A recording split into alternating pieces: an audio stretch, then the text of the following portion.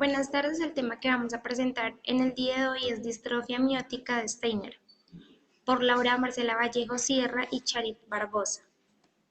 La distrofia miótica de Steiner es una enfermedad que es hereditaria. Esta tiene varias características por la cual podemos definir que pues, es una distrofia. Es una enfermedad sistemática que se hereda con carácter autosómico dominante a través de la madre, lo que significa que solo se necesita un gen defectuoso para causar los síntomas de la enfermedad. Entonces, esta enfermedad la podemos identificar por las características que se presentan tanto en adultos como en bebés. Tipo de enfermedad. Es una herencia autosómica dominante. Esto quiere decir que está asociada con las anomalías en el locus o cromosoma 19, que es la repetición anormalmente elevada del triple. Esto es una enfermedad, puede ser más grave si aparece antes de la descendencia. A esto se le llama anticipación.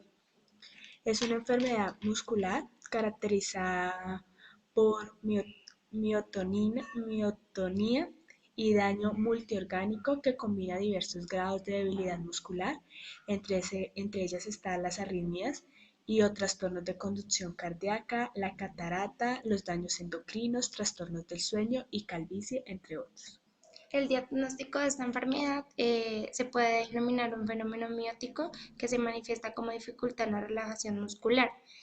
El diagnóstico básicamente puede ser clínico. Entonces, el doctor lo que hace es formular un examen físico y se tiene que utilizar un médico pues, con experiencia en esta enfermedad.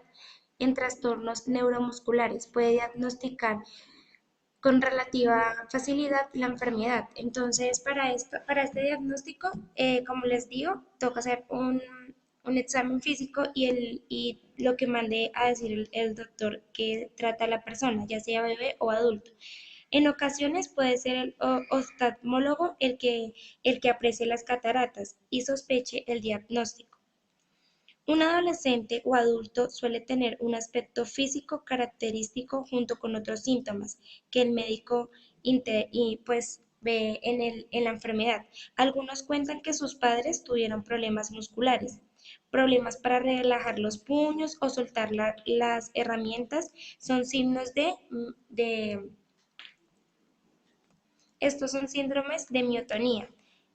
También podemos confirmar el diagnóstico realizando un análisis directo de la mutación, análisis molecular que se encuentra modificado y se puede realizar en las siguientes circunstancias.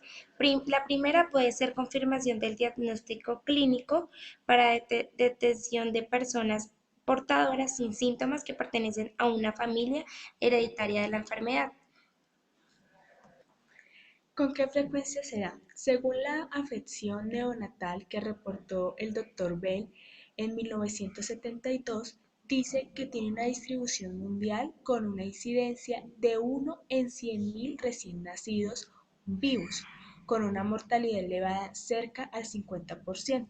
Pero podemos ver que esta, como ya se había dicho, se da también en pacientes adultos y se estima que aparece uno entre 20.000 habitantes vivos que padecen esta enfermedad de unas edades superiores a los 18-19 años de edad. Cromosoma en el cual se da la enfermedad. Esta enfermedad se da en el cromosoma 19. Los seres humanos tenemos dos copias del cromosoma 19. Cada una de ellas proviene de uno de los progenitores. El ADN del cromosoma 19 tiene 1577 genes con unos 60 millones de pares de bases, que representa al 2% del ADN total que posee una persona.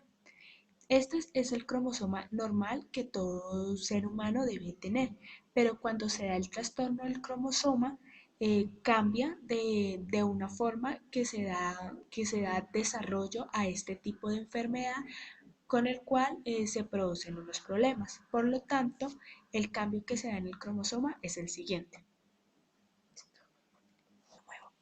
El cromosoma 19 como antes lo decía mi compañera, es el cromosoma que es afectado.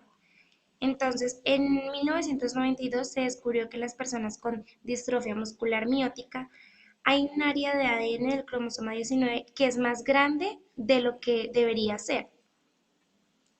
El defecto genético se encuentra en una parte no traducida, que es un área del ADN que no utiliza la célula para la fabricación de proteínas. Por esta razón, pues podemos decir que el cromosoma pues es afectado. Se descubrió que la sección ampliada del ADN en el cromosoma 19 ampliaba aún más el trámite del padre a hijo. Los investigadores descubrieron que esto explicaba el fenómeno observado, o sea que en conclusión, el defecto que sea en el cromosoma 19 se explica ya que se amplía más el trámite del padre al hijo. Por esta razón, este es el cromosoma afectado por la distrofia muscular miótica, en el que los hijos se encuentran más afectados por la enfermedad de sus padres. Los científicos están tratando de descubrir cómo y por qué se producen tan diversos síntomas, y podría ser que el área ampliada afectara el funcionamiento de más de un gen. La probabilidad genética, como podemos ver en el cuadro, son los que están en negro, son las personas que están afectadas de esta enfermedad.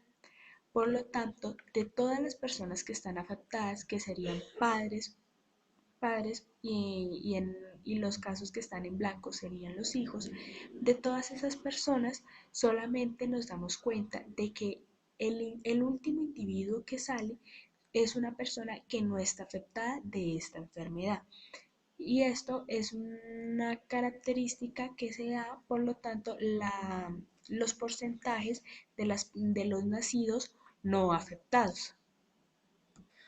Los aspectos morfológicos de la distrofia muscular miótica se pueden conocer de varias formas. En los niños lo podemos ver, en los niños y en adultos, que hipotonía acentuada es la boca de ellos es abierta, debilidad del reflejo, de sucisión y atrofia del tiempo, atrofia temporal. Cara delgada e inexpresiva, toxis palpebral, labio inferior caído y atrofia temporal. También pues podemos conocer el tórax en campana, costillas delgadas, elevación del diafragma. Los aspectos que acabé normal anteriormente pues los podemos observar en el bebé que tenemos acá. Le podemos observar la boquita, sus ojos, y en la columna de la radiografía que tenemos al lado. Y estos son los aspectos morfológicos de esta enfermedad. El tratamiento de estas personas es el siguiente. La curación definitiva, con toda probabilidad, involucra el bloqueo, silenciamiento o remoción de las zonas expandidas de ADN en el cromosoma 19 o en el cromosoma 3, o el material genético expandido denominado ARN formado de este ADN, de manera que pierden sus efectos tóxicos sobre las células. Esta explicación será por mi compañera.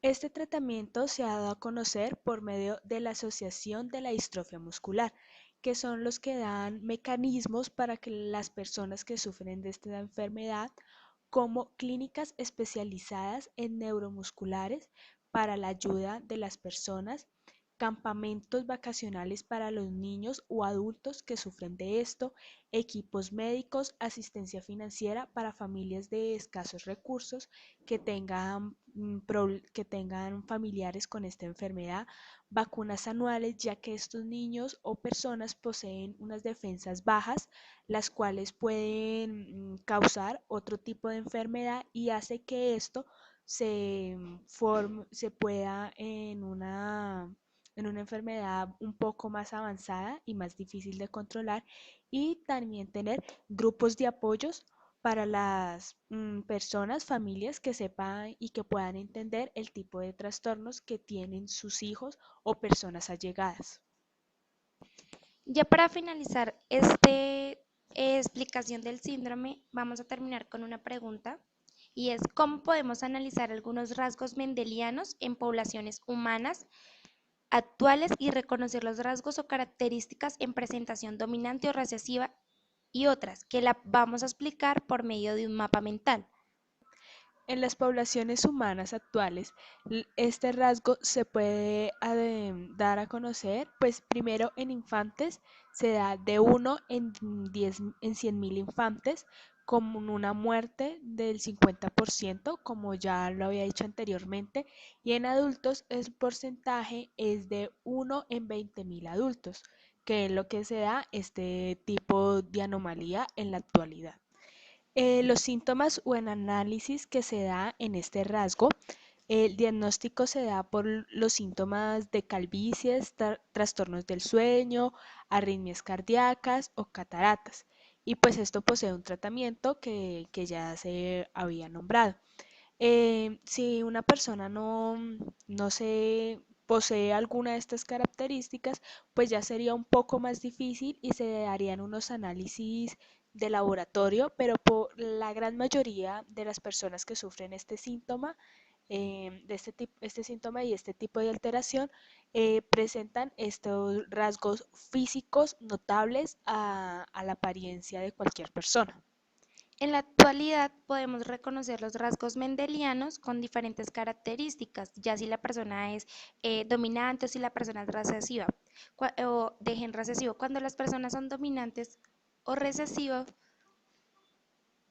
tienen diferentes características. Ejemplo, una persona de carácter dominante tiene cabello rizado, ojos cafés, nariz ancha, coagulación normal, ojos grandes, visión normal.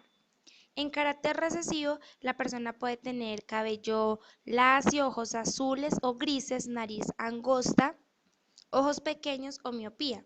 Entonces, tenemos que tener en cuenta que los rasgos mendelianos se puede distinguir en diferentes características, pero siempre en el síndrome de muscular miótico siempre se va a dar por unas características que ya están dichas, como las que yo decía anteriormente. Las personas tienen la boca hacia abajo, tienen problemas en el tórax. Entonces, en la actualidad y siempre se ha dado, estos rasgos mendelianos se van a caracterizar por eso.